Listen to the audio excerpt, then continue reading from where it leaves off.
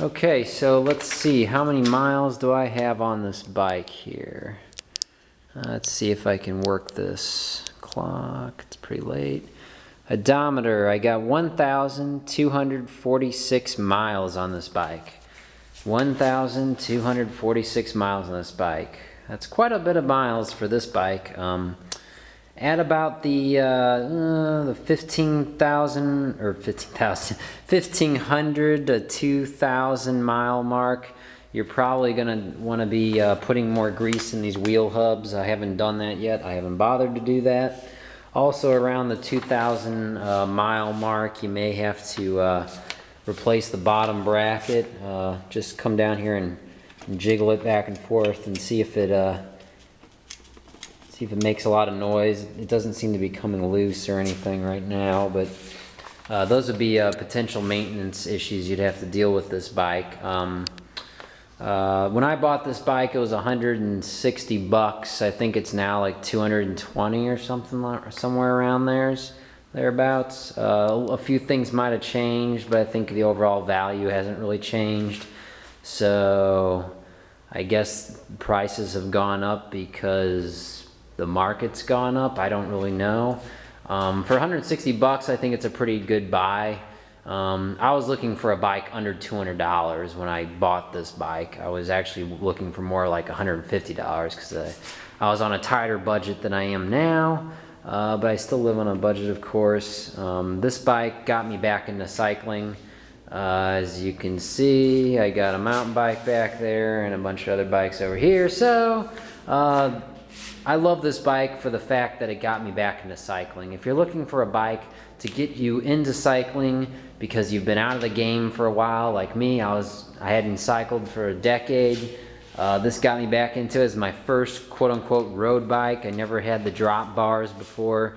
It's definitely a more aggressive riding style. Someone might who's never ridden a bike like this, they may very well not like it, so I'd recommend test riding some road bikes before you go and buy one like this, because some people prefer the more slanted top tube and more upright geometry, where you're not leaning so far over the front of the bike, which the only real reason for that on a road bike is you're decreasing your frontal area. That is, you're getting your stomach down and your head down, so you're more like a bullet flying through the air, and you're getting less drag from the wind. Although air drag isn't really that big of a deal if you're going under 20 miles an hour, let's say. So I frequently do ride my bike faster than that, so I do need the more aerodynamic advantage, but it's also my riding style. So a few points about this bike. Noise, I kept getting quite a bit of noise and trouble shifting on this bike. I kept having trouble shifting. Eventually I just sort of stopped shifting altogether, or I found a few gears that quietly shifted and I just stuck with them, and I generally always stayed on the middle chain ring here and somewhere in the middle on the back here. If you go to either extreme, like you go way on the far end over here, all the way to the right on the front chain ring, and then all the way to the left on the back on the biggest ring on the back here, you get a lot of stress put on the bike, a lot of undue stress on the bike, and it does cause noises. You can limit that by actually turning the limit screws on your rear derailleur here, adjusting things so you can make it go back or forth. You can do the same thing on the front here with these limiting screws, move this derailleur thing back or forth to sort of push the chain from one another. If it's not catching and jumping to the next thing, or it's grinding against something, you got metal on metal noise, something's definitely not set up properly. So if you don't know how to do that, there's lots of great videos online about that, or take it to your local bike shop. They should be able to do it for you for a fee.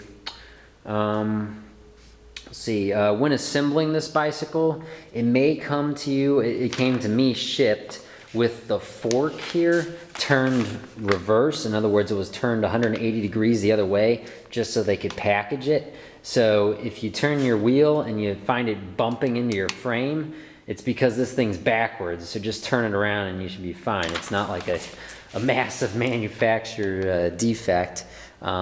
So in summary, this is a great starter bike, I think. I think it's good value. I think it's tremendous value to anyone who's really looking to get back into bicycling, and there's a caveat here, has quite a bit of patience. You're gonna have to have patience with this bicycle.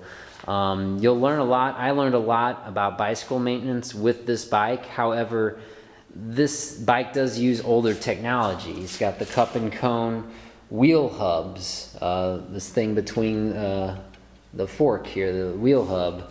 It's got the old-fashioned adjustable cup and cone bottom bracket system. It's got the quill threaded type of stem and assembly up there in the front.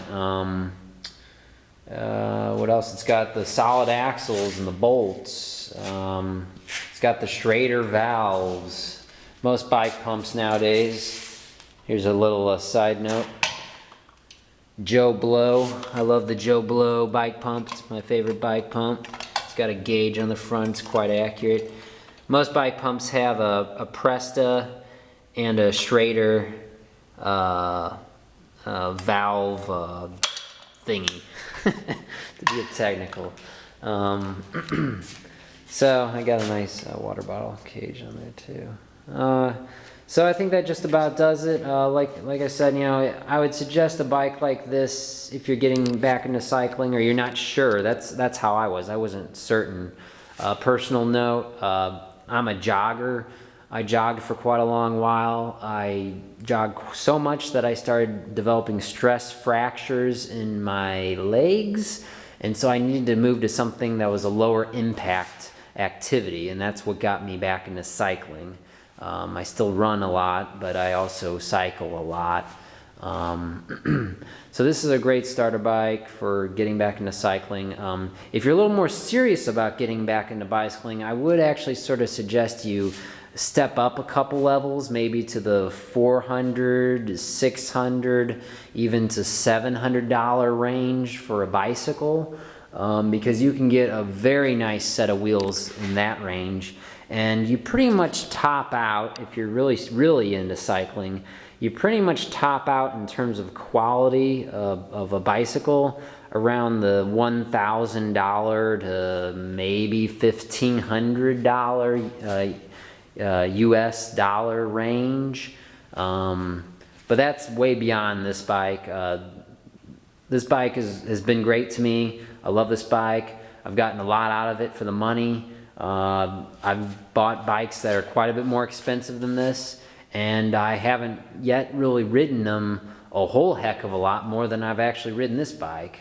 I mean, I got thousands of miles on my other bikes, but on this bike in particular, you know, I've gotten a lot out of it. You know, I think 1,200 miles on this particular bike of this particular quality, and the crummy job I've done of maintaining it, I would say it's held up quite well. And I would recommend the GMC Denali. Thanks for watching. For more on my GMC Denali road bike, check out the link below and my website, BikeBlogger.com.